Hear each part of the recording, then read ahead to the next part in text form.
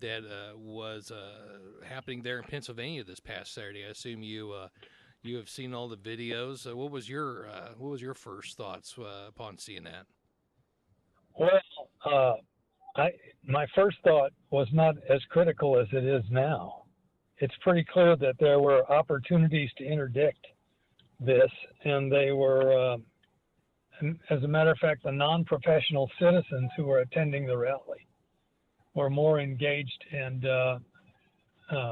needed to have been understood and heard from by the professionals. And I think there's a problem when you have multi-jurisdictional groups that are working together. And I don't know how deep you want to get into this, but well, I assume as Attorney General of the United States, you had traveled with then President George W. Bush and very familiar with Secret Service. Go ahead. If Secret Service has part of the task of securing the event, and if the local sheriff has another part, and if the state highway patrol has another part of the task, and then if there are volunteer groups from professional groups like Highway Patrol from Missouri is sending people to the convention in Milwaukee to participate. It sets up a situation where you have real challenges in terms of the interoperability of the communication system. Different agencies may be on different frequencies, have different brands that are not automatically integrated. There is a pretty well-developed technology for having intelligent, what I would call intelligent integration systems, which all the communications can go into that central point and then be understood in real time by other participants. But this situation where we had, first of all, an unsecured building. Right. Although it's the latest is now they said they were securing the inside of the building, which is that would cause some real problems. And secondly, the idea that there were law enforcement officials that were told about the individual on the roof, and there was some confusion about what to do about the individual on the roof, and that maybe goes back into how much communication was done in advance of the event. I remember knowing of a setting where Osama bin Laden, prior to my time in the Attorney General's office, had been located by American forces, but the protocol was that he was not to be apprehended, taken, or shot without first notifying the highest authorities in Washington. And by the time we got through those kinds of clearances, he was no longer to be found, and as a result, he was one of the primary motivators and perpetrators of 9/11. So all of these factors come into play. It just seems as though there was some level of an absence of coordination, having several sharpshooting sniper teams available, and I've gone through that training and been involved in that, can be a very great asset. But if it's the old pop fly into left center field and two fielders converge on the ball, each yelling, "You take it, I got it," right, and the ball falls down, it has tragic death knell consequences. So there are very, very serious questions that need to be asked. Well, how confident are you, General Ashcroft? I mean, we're going to be relying on the same department, the FBI, the CIA, and Homeland Security, and what other departments there are investigating this. They're the same folks who did the phony investigation of Russia against Trump, who purposely, try to set this guy up and spy on him. How much can we trust that they're going to do a good job investigating this? It raises serious questions, very serious questions about you're talking about the FBI, but if it turns out that it's really DEI, and the CIA is DEI, didn't earn it. That would be my categorization. Instead of getting the brightest and the best and the most diligent. So often diligence is underestimated as a qualification for work. And people who earn what they have in terms of positions of leadership and authority, they have habits that relate to diligence and completeness. People who have been given positions based on irrelevant merit, not having merit, but whether they are some sort of abused person or they're a minority person or this, that or the other, they haven't literally, in many cases, developed the habits. And that weakens our entire system. Secondly, for the DEI type people, you get people who feel like they're entitled to their jobs, and so they don't have the kind of diligence that really comes from people who every day go to work and re-earn the opportunity and privilege of working to secure the freedoms of America. So those are things. I dealt with the FBI. I am deeply disappointed in the Justice Department's politicization and the so-called lawfare attacks on President Trump. Well, we come back, Attorney General, we got to take a break here real quick. When we come back, that's exactly what I want to delve into. You spoke out on the immunity case in regards to President Trump, and I want to discuss that right after the break. You are listening to All Out Law.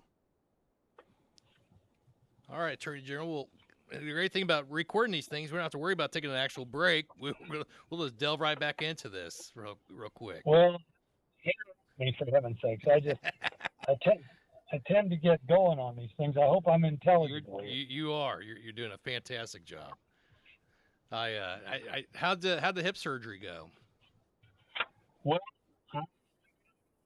I call myself the impatient patient. Yeah. I'm eager to get going again.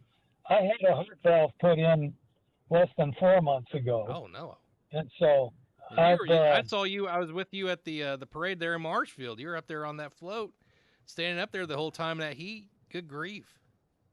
Yeah, I had what's called minimally invasive robotic cardiac surgery, where instead of them sawing your chest in half, your sternum, they go through your ribs with skinny-armed robots and do the surgery without breaking your torso open. Wow. It's really a spectacularly beneficial approach in terms of telescoping recovery times. And I think I'm doing just fine with my hip, but it was 1 week ago yesterday that they sawed the old one out and they put in a titanium hip with the synthetic surfaces and all that are supposed to last me about half the rest of my life. I think they say it'll only last 20 years, and if I live to be 120, I'll have to get this done again. All right, let's get this thing started again here. Just hold on 1 second. Hey, Jake. I just wanted to say thank you for 2 tickets to a concert. It's a Daytona airbrush t-shirt. Wondering who's going to kiss who first. All right, welcome back. You're listening to All Out Law. We are joined here with Attorney General John Ashcroft, my governor growing up of this great state of Missouri. When we left off on the break there, General Ashcroft, we were talking a little bit about the lawfare. You've heard I'm an attorney here in Springfield. I know you are an attorney as well, and you have to be as upset as I am to see that this industry that we love, the legal profession, is turned into some sort of political weapon. That if we don't like our opponents, well, hell, we'll just sue them and see how much money we can take from them. What have you seen from your vantage point about what's going on against President Trump this past, 14, 15 months? Well, there are a number of observations I would make.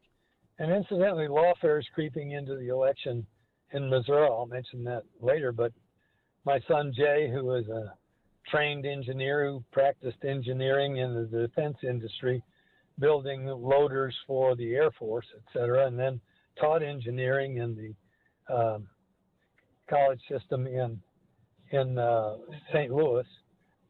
They've claimed that since he has not complied with licensing laws for being an engineer that were enacted after he left engineering to go into government, that somehow he is perpetrating a fraud upon the people. And this idea of the law just being used as a weapon, but even more importantly, and let me just say this, Kyle, when the governmental agency instigates the charges and weaponizes the agency, it's not just that the legal forum is being used, but it's that the agency itself has become part of the attack apparatus in politics. It has disappointed me greatly because I know that the justice system is crucial to the confidence that is necessary for people to participate in and operate successfully.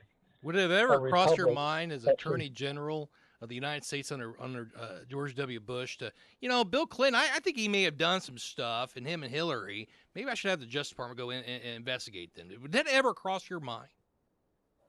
Well, there were people who urged that I do things like that. There certainly weren't people like George W. Bush. He would deplore this. And there is an absence of understanding. I hate to say this about Joe Biden. I literally served next to him for 6 years in the United States Senate. But this idea that the Justice Department is a tool for political deployment by the president just is unthinkable. And when the Attorney General of the United States takes his oath of office, he doesn't take his oath to be faithful to pursue the political interests of his employer, the president. He takes an oath to pursue the freedom interests of the American people and to pursue and measure those interests in accordance with the Constitution of the United States. That's why I filed in the Trump immunity case. I filed a brief in the United States Supreme Court. The label of the brief says, "Brief of former United States Attorney General John D. Ashcroft and the Constitutional Coalition as amici in support of neither party." I didn't file a brief in support of Trump. I filed the brief in support of the American system of protecting liberty with in a way that doesn't allow our chief executives to be hauled into court or threatened.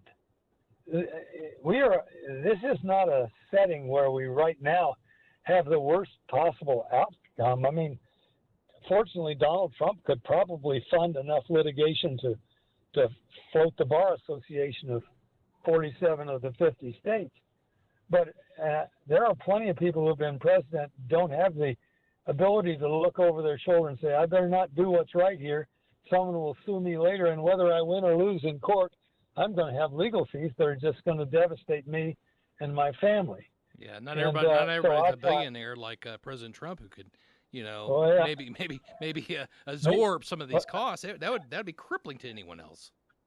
Well, I have had the wonderful privilege of having executive office responsibilities in government, not just in the state of Missouri, but at the federal level. And if I were to be susceptible to the threat, if I didn't do this that someone demanded or that someone demanded instead of repairing to the standard of the public interest, if I were susceptible to those kinds of threats of legal action that would bankrupt my family, it's so that we've had a pretty clear understanding of this throughout the history of the country. This effort to criminalize a president doing what he believes is part of his duty and to put him in jail and to make sure that it can somehow be so burdensome that they would total up maybe 90 different charges, almost an unmanageable volume.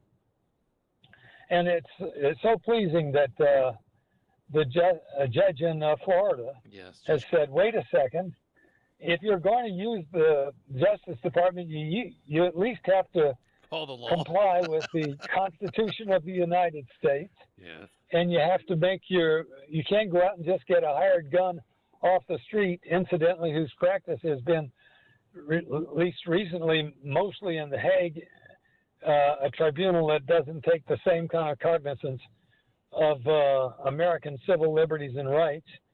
And if you disagree with the president lifts his hand to say that he will support and defend the laws of the United States.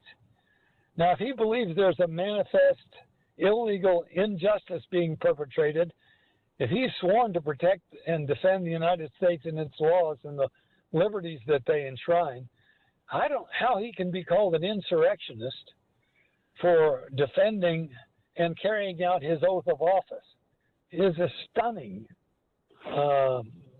assertion. And so both the January 6th laws, indictments, and the Florida documents indictments suffer the infirmity of being pursued by Justice Department officials who, they're not officials. They've never been vetted. They've never had to undergo the scrutiny of the Senate and House. And the judge in Florida has indicated that how can you spend $12 million of government money without an appropriation that the House of Representatives and the Senate of the United States has oversight responsibility for. Right. So one thing quickly I'd mention, the case that the amicus brief that I filed cited the Constitution of the United States. And the Constitution of the United States says that you can be prosecuted for crimes, even those crimes committed in office, if you are first impeached by the House and convicted by the Senate. Right. And I guess that was a pretty easy thing for them to overlook. That's Article 1, Section 3, Clause 7. That's pretty easy to overlook if you're blinded by politics and by hate. Yeah. But Donald Trump did not deserve to be charged in these events, and it's pretty clear that as the legal system finds its way to justice, sometimes it grinds there slowly, but I'm pretty confident that it will.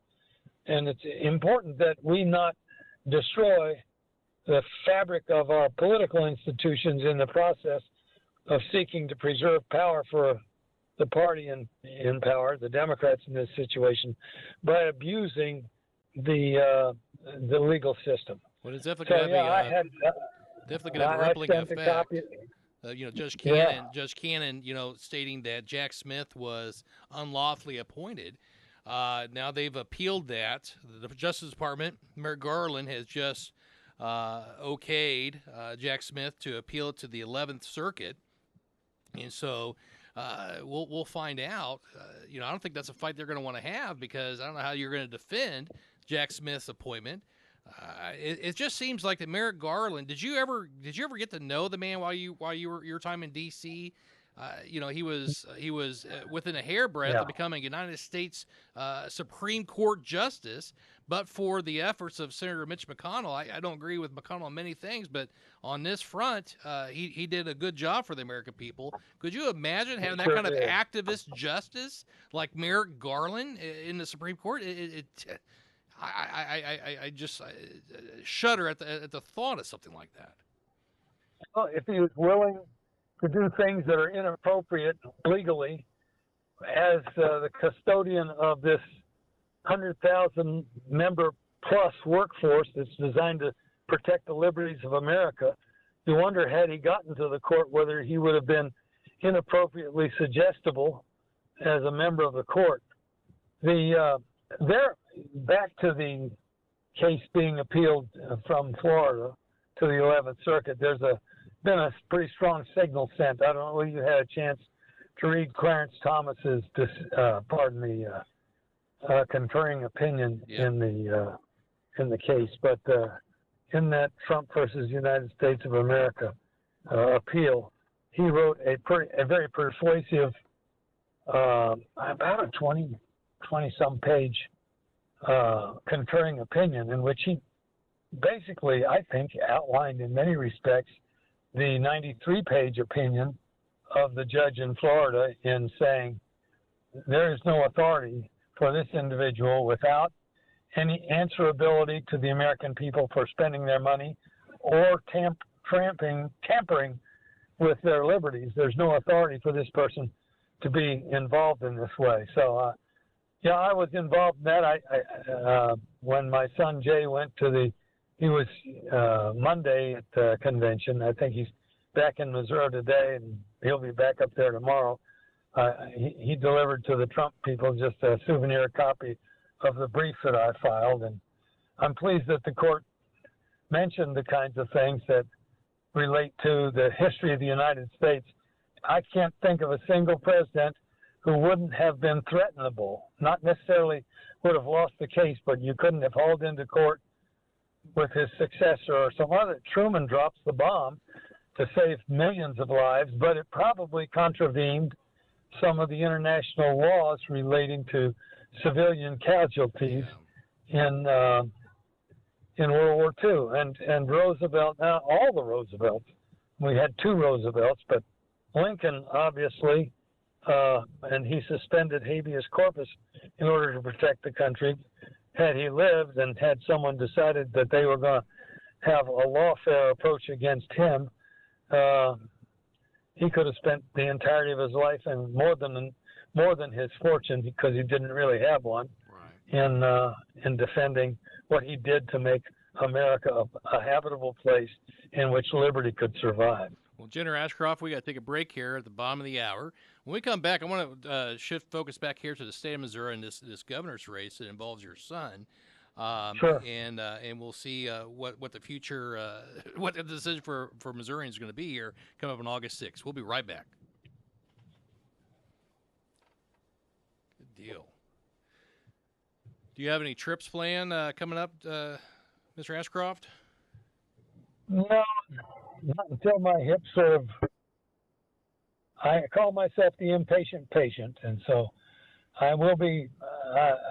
I'll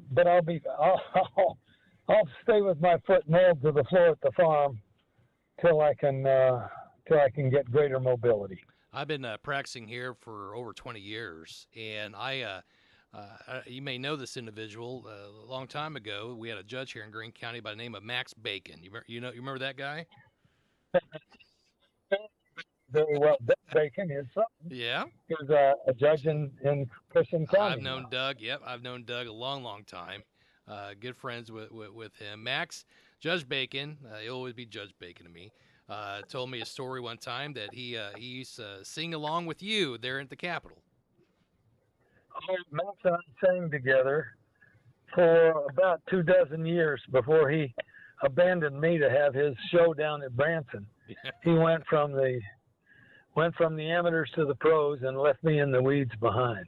Now, he's really a good friend. We still have a lot of fun. We do music together occasionally. Yeah, he's his whole family. They're all great. They're good people. Are you ready for? All right. We're gonna start again. Yep.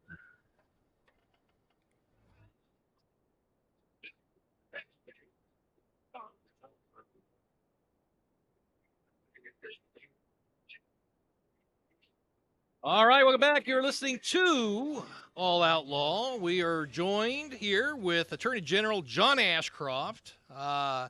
We got an important election coming up here on August 6th, and you've done a number of those races yourself back in the 80s.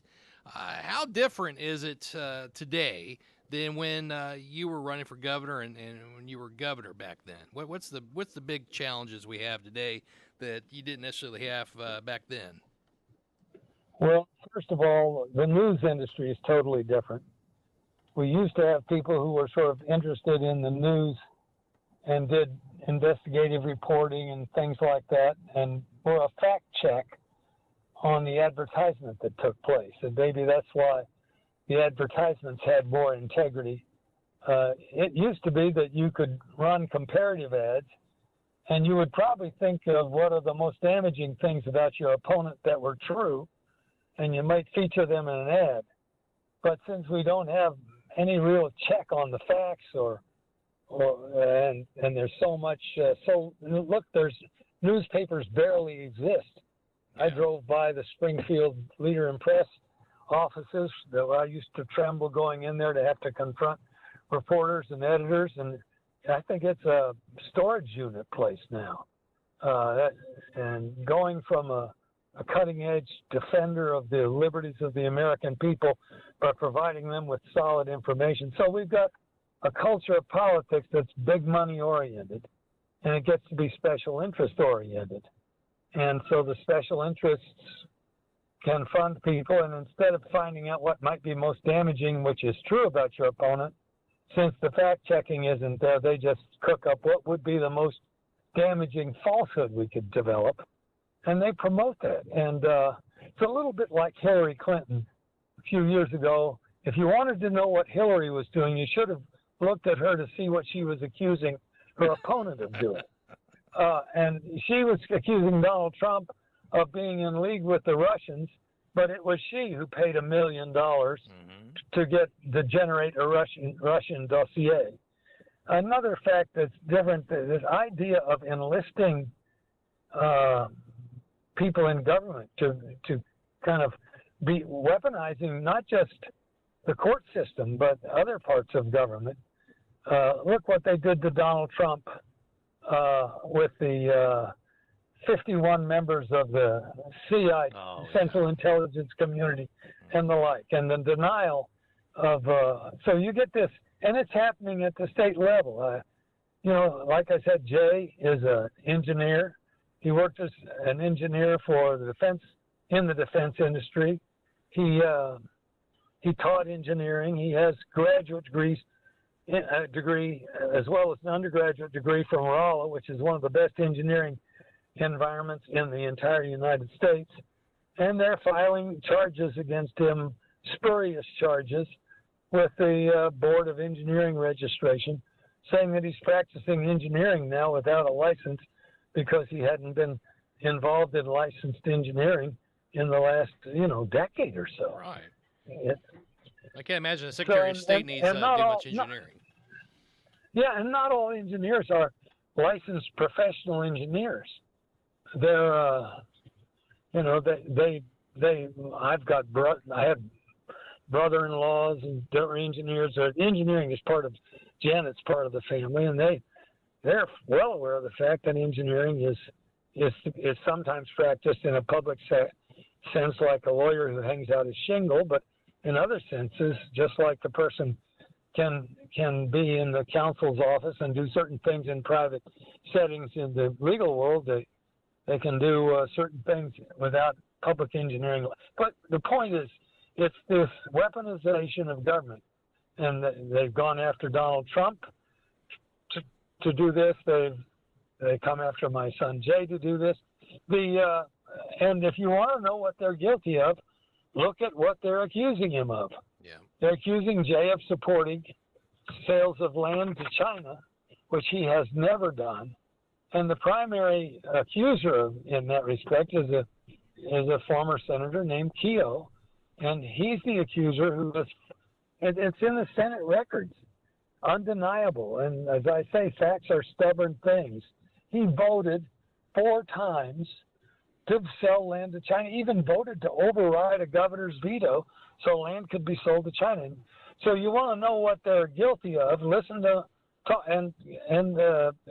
Jay's other primary opponent is also having voted in favor of land sales to China.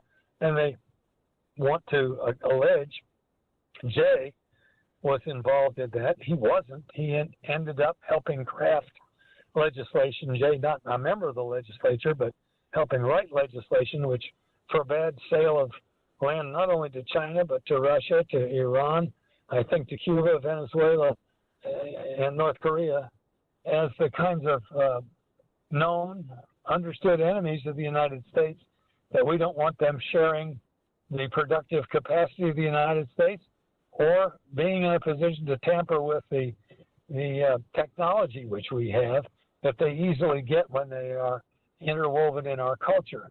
So if you want to know what people are guilty of, look at what they're accusing the other person is doing. Yeah, And yeah, he'll we find see it out. that, and there's not a lot of pushback from the media. Obviously, I haven't seen any of the Well, lies saying about your son. I had Secretary of State Ashcroft on here. I think last week actually he was here in studio, and I opined that you can tell when your campaign is becoming desperate, because that's when you resort to lies. I mean, if you don't have the facts, you don't have a record to run on. Well, just lie, because no one's going to call yeah. them on it. Well, and the remedies are, it's like having safe and secure elections.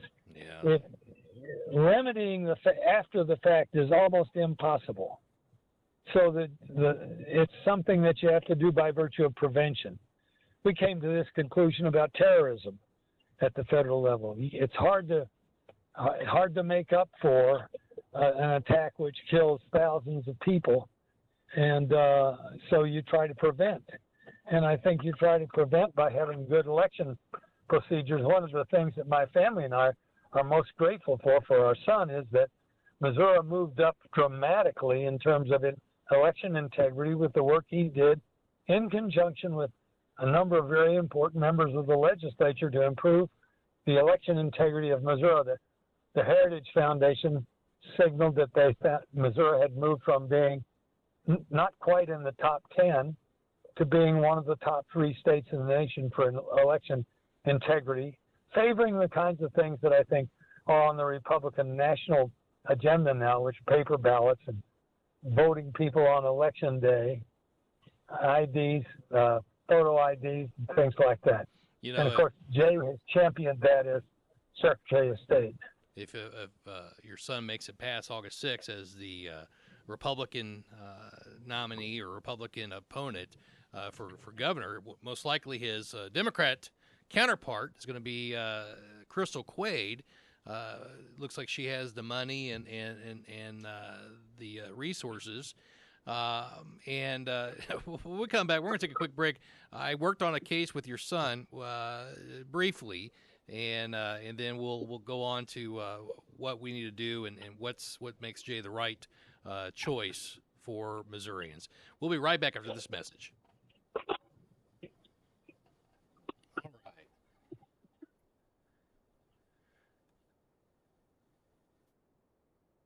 Yeah, your son was pretty helpful. I had a case. I don't know if you do you maintain your home in Willard?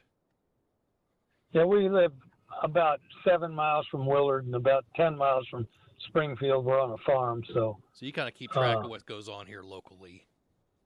Well, yeah, although even our television news is so much people what I call rip and read. They go and get the AP wire or the network feed and they regurgitate it, but they do tend to cover most of the shootings.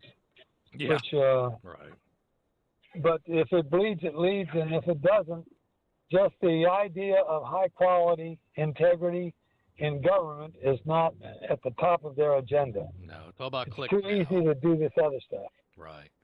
All right. Let's. This is our last. This is our last segment, General, and this will be about what 13. Yep. Okay, 13 minutes.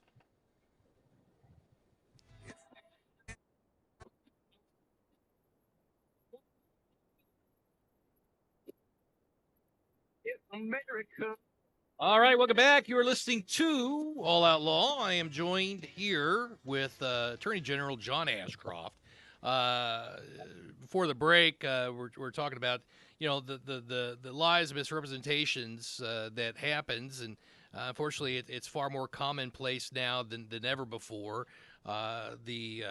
The vitriol that we find in politics is something that I know you thankfully never had to really experience to this level, where you have candidates who say that their opponent is a threat to democracy, that they must be stopped at all costs, that they will stop your ability to vote, and all these horrible things. They're worse than Hitler, and we wonder why folks are taking up firearms to try to take out our candidates.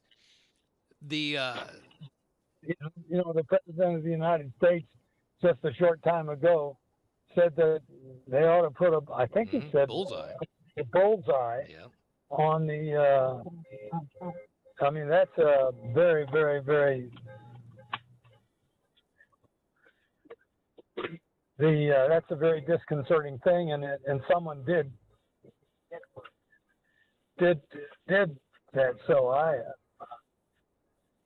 I just had a car. I'm using my car as a I didn't think you were. station I didn't think today. you were going to try to steal a car while we're doing this. No. But Crystal Quaid, I imagine one of the, this is what the Democrats like to do, Gerald, is say that the Republicans want to take away black people's rights to vote, and they're just they want to siphon you and all sort of stuff. But yet she is the person who took a black man to court last year to remove him from the ballot. Larry Flanoid, I represented him. He was running as an independent. He wasn't running as a Democrat. He wasn't running as a Republican. He wanted to run as an independent. 2 years ago, I guess it was, 2022, to unseat her as a state rep, and she didn't like that. I don't know why any black person. We learned from Joe Biden that if you don't vote Democrat, you're not black. And Mr. Flanoid had the audacity to try to run against her, and so she just took him to court. And then the judge said, you know what? Because I had filed a motion to add a necessary party, which would be the Secretary of State who certified the signatures, and the judge, nope, I don't want to hear from him.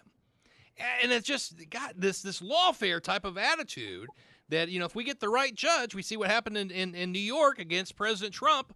We'll see how far that goes later in September. But boy, if you're on the right side of the aisle, you can get away with anything, it seems like. And it's just scary. It's just scary. It is a fearsome thing, and we need to safeguard our system. So, Jay organized 10 other secretaries of state to participate in a brief in the United States Supreme Court that stopped Colorado and Maine dead in their tracks when Colorado and Maine said they would not put Donald Trump on the ballot in their states. Yeah. And so Jay is sensitive to this, the necessity for a free people to be able to challenge the authorities. Right. And the idea that somehow those people who were in positions of authority in Maine and in Colorado could keep the United States government from having an opportunity to enjoy citizen support for various candidates in their state that didn't maybe agree with them was a threat to the civil liberties of all America.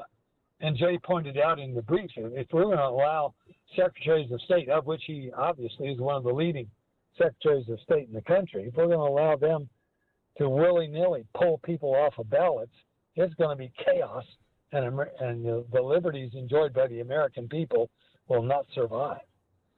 Yeah, it was. We'll move on from here. But did you see that?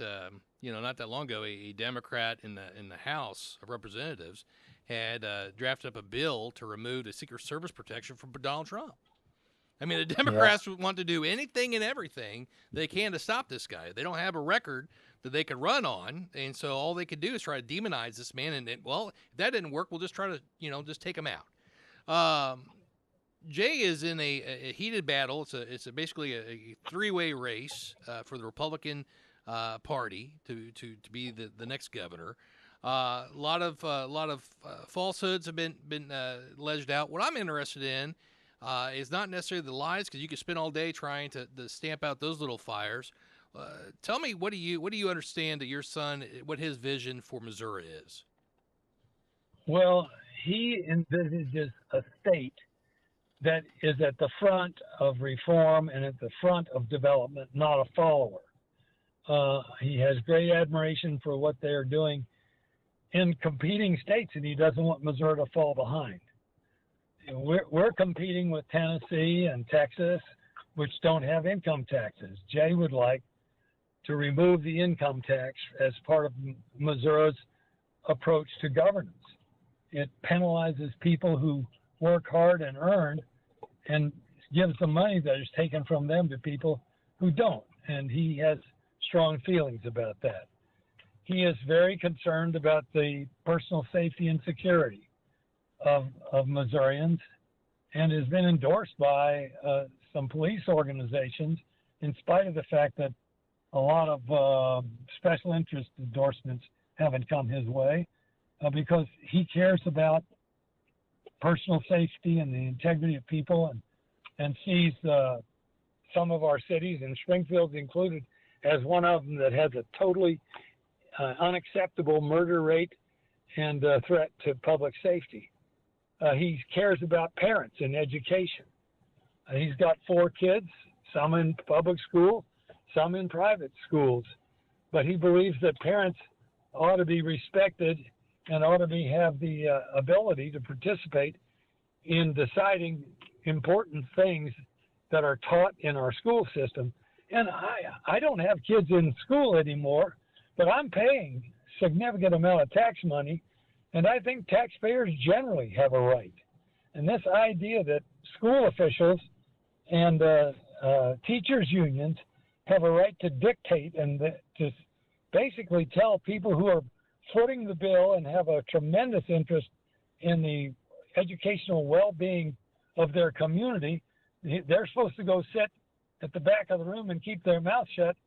Jay would empower parents to be major players in their children's education, to the extent of even having the ability to move kids into private settings where public schools are not meeting the educational responsibility they have. And I regret to tell you that the statistics in America are tragic, but Missouri's statistics are in some cases lower than the average Americans, and we're like 25th in the world in terms of arithmetic and mathematics skills. Yeah. And we're not going to be able to be the leaders in technology, productivity, energy, and enterprise.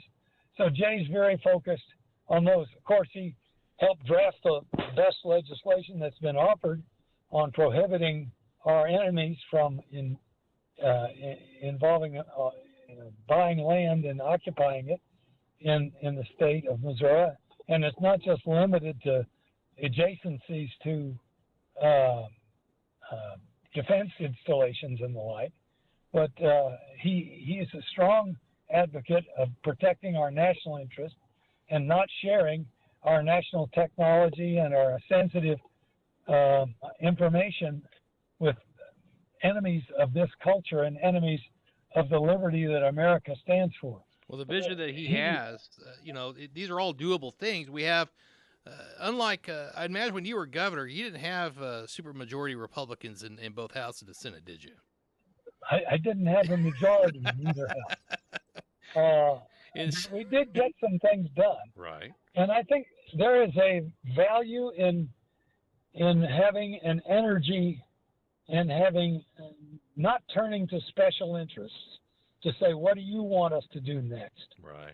But looking to the people of the state and say, how can I serve in a way that we together can do things that'll expand the opportunity and freedom of citizens and the next generation? That's so important to me. Generationally focused on what's down the road, downrange. And are we going to put them behind the 8 ball financially with high tax rates and programs which eventually undermine enterprise, opportunity, and achievement instead of reward it? I think we want to be a rewarder of achievement, of creativity, innovation, and enterprise, and that's the kind of state commercially, tax-wise, and governmentally that Jay really believes in. When you were in office, you never hid from your faith. You wore it on your sleeve. No one had to really question your genuineness of your Christian faith. How's your son? How does he compare? Well, I often said if I were ever accused of being a Christian, I hope there would be enough evidence to convict me. Jay is a fine Christian young man. He's raised his family. He has integrity. more integrity in his little finger than I think some of the some of the rest of the culture has in their entire body. But I don't think faith is something that we're supposed to use government to impose. And I think Jay believes what I believe, that it's against our religion to impose our religion. Right. We can expose it, we can speak in favor of it, but we are not allowed to impose it as something that government could impose on people. And that's frankly something that the so-called religion of secularism and the idea of communism is, to have a substitute for religion, which is a basis for their power in office, and which makes people dependent rather than independent. A central tenet of the Christian faith is that if the Son therefore shall make you free, you shall be free indeed. And I think real freedom is not having to be beholden to the government, not having to be beholden to other people. You have, at the broadest sense possible, the ability to make decisions which redound to your benefit. Well, General, frankly, we got to end it there. I appreciate your time. We wish you the best of luck. Hopefully we can get you on in person. Guys, I hope you have a fantastic weekend. Until next time. Well, General, I appreciate your time. I really do. Yeah, I'm sorry I get wound up. You know, on this stuff. it's great. Hopefully, maybe when Jay gets past this one